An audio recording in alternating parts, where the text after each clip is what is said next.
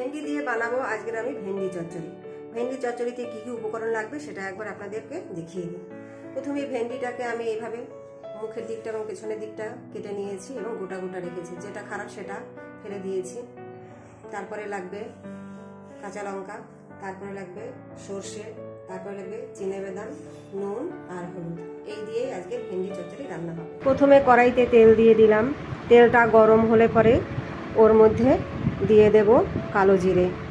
কালো জিরেটা একটু হলে পরে ওর মধ্যে দিয়ে দেব কেটে রাখা ভেন্ডিগুলো দিয়ে একটু নাড়াচাড়া করে নেব। তারপর ওর মধ্যে দিয়ে দেব হলুদ গুঁড়ো আর দেব নুনটা আপনারা আপনাদের পরিমাণ মতো দেবেন। একটু নাড়াচাড়া করে ওর মধ্যে দিয়ে দেব কাঁচা লঙ্কা বাটা, আর যে বাদামটা রেখেছিলাম সেটাও বেটে রেখেছি ভালো করে মিহি করে। এবার বাটিটা ধুয়ে একটু জল দিয়ে দেব।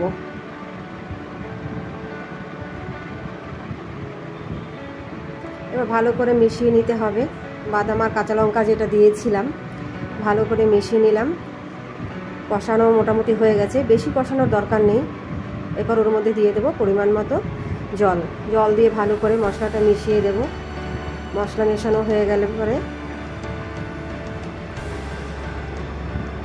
ওটা ঢাকা দিয়ে রেখে দেবো কিছুক্ষণের জন্য, যতক্ষণ সিদ্ধ না হয়। এবার দেখতে হবে কতটা জল কমে গেছে। তার মধ্যে দিয়ে দেব যে সর্ষেটা বেটে রেখেছিলাম সেটা দিয়ে ভালো করে মিশিয়ে নিতে হবে। আমার এই রান্নাটি যদি ভালো লেগে থাকে আপনাদের লাইক, কমেন্ট, শেয়ার করতে ভুলবেন না এবং চ্যানেলটি অবশ্যই সাবস্ক্রাইব করে দেবেন। দেখুন রেডি হয়ে গেল ভেন্ডি চচ্চড়ি। এবার নামিয়ে নেব।